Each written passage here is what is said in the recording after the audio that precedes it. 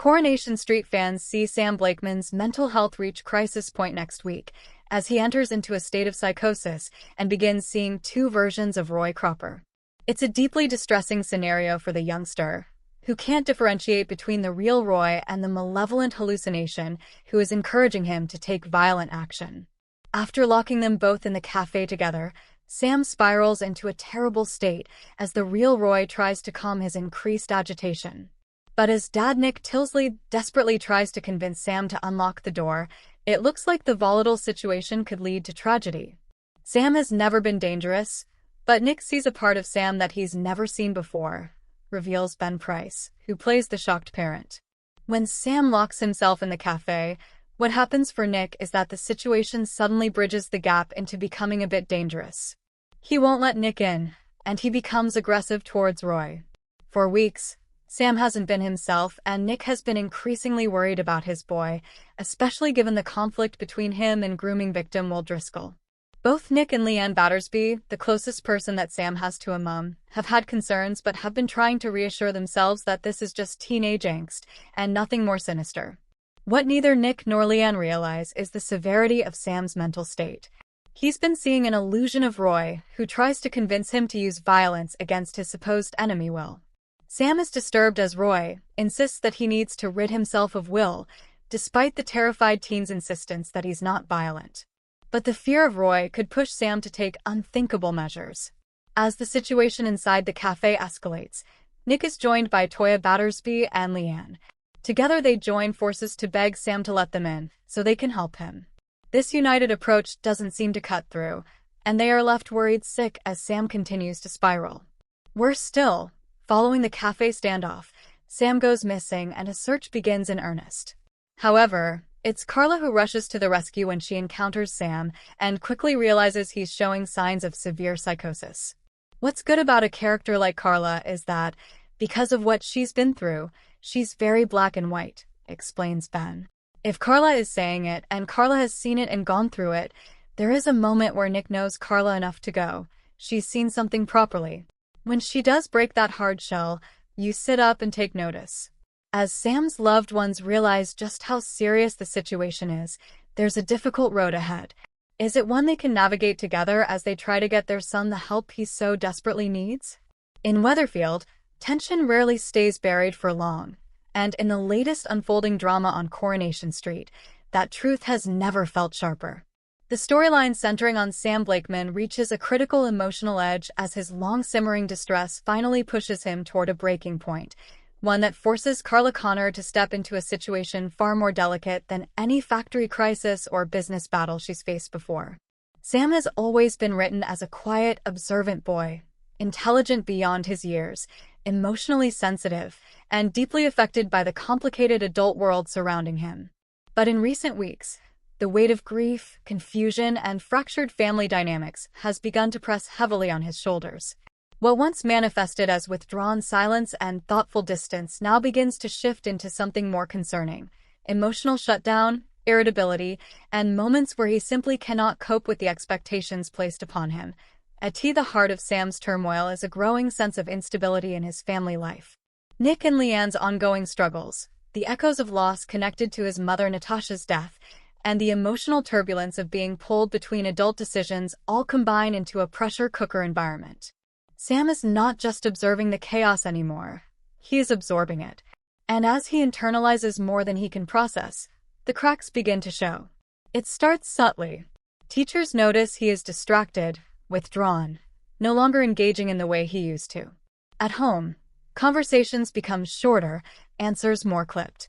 He begins avoiding situations where emotional discussion might arise. For a child who once asked thoughtful questions about the world, Sam now seems determined to retreat into himself. But soap fans know that in Weatherfield, silence is rarely peaceful. It is often the calm before emotional collapse. The breaking point arrives in a moment that feels almost ordinary on the surface, which makes it all the more devastating. A misunderstanding, a misplaced expectation, and a conversation that spirals out of control become the final pressure point. Sam, already emotionally fragile, finds himself unable to articulate what he is feeling. Instead, frustration erupts, not in the explosive, dramatic fashion of adults around him, but in the raw, confused distress of a child who simply cannot hold everything in anymore. It is not rebellion. It is not defiance. It is overload. This is where Carla Connor steps unexpectedly into the center of Sam's storyline. Carla has never been positioned as a maternal figure in the traditional sense, but over time, Coronation Street has built her character into someone capable of surprising emotional depth. Beneath her sharp business instincts and hardened exterior lies a woman who understands trauma, survival, and the fragile edges of human resilience. She recognizes distress not because she has studied it, but because she has lived it. When Carla becomes aware that something is seriously wrong with Sam, her response is not immediate panic. It is observation. She sees what others miss. The quiet withdrawal, the lack of eye contact, the way he seems to shrink into himself when conversations become too emotionally charged. Where others interpret Sam's behavior as moodiness or preteen distance, Carla recognizes something more urgent. And so she steps in. What makes Carla's involvement compelling is that she does not attempt to fix Sam in a simplistic or unrealistic way. Instead, she approaches him with a kind of measured honesty that cuts through the emotional noise around him. She doesn't overwhelm him with questions. She doesn't demand explanations. Instead, she offers presence, something Sam has increasingly lacked in a world full of adults talking at him rather than to him. Their interactions begin quietly. A brief conversation at first. A moment of shared space that does not require Sam to perform emotional stability he no longer has.